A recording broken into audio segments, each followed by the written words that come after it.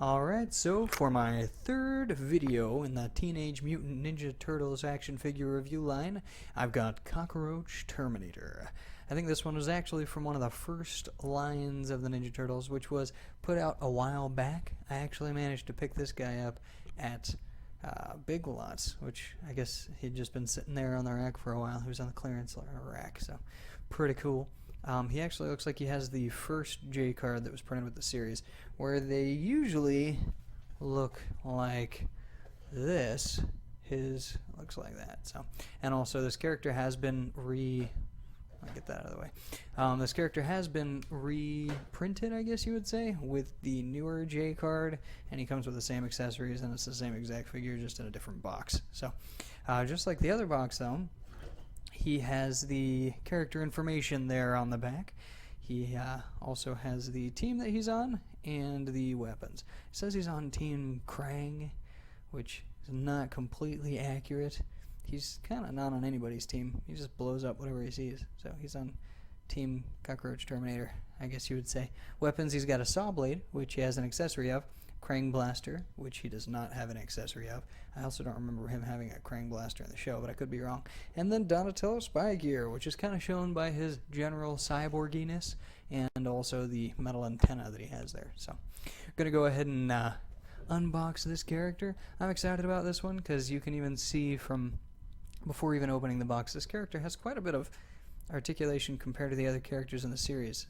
At least useful articulation, I would say. He's got articulation in his elbows, which hasn't really been seen in anything other than the main Turtles, and possibly Shredder. I haven't gotten Shredder, but I have Donatello, and he has articulation in his arms and knees. You don't usually see that, though. So, all right, we're going to open him up, and then we'll talk about paint jobs and articulation.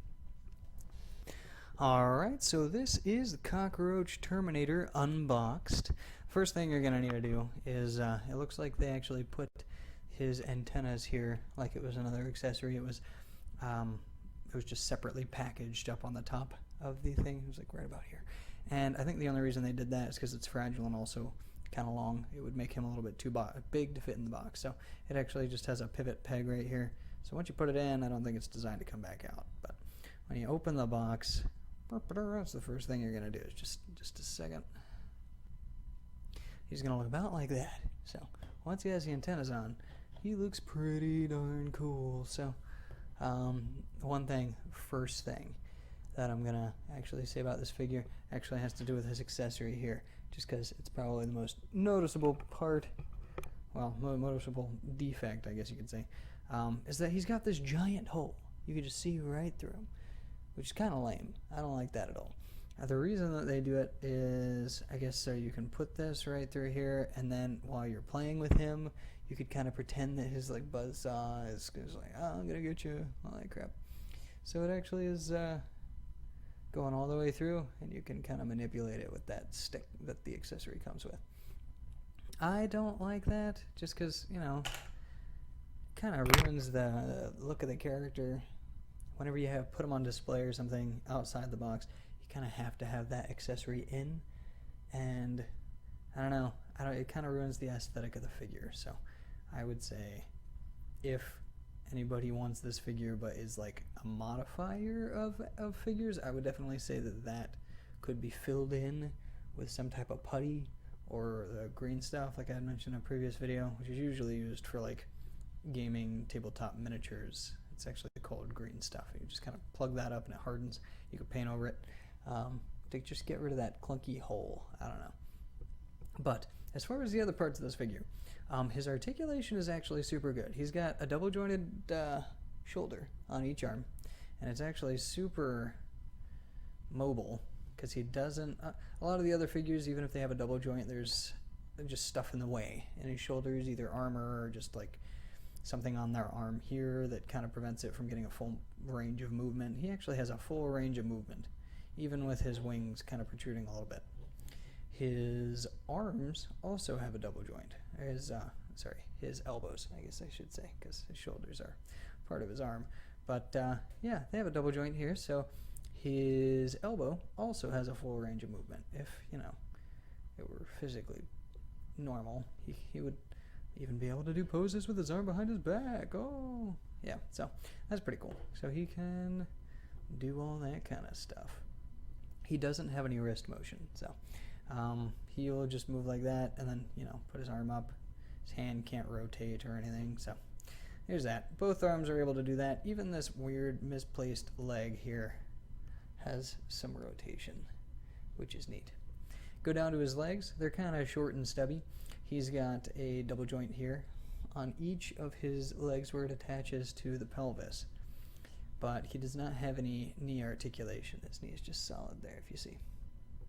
So his legs pretty much have this range of movement.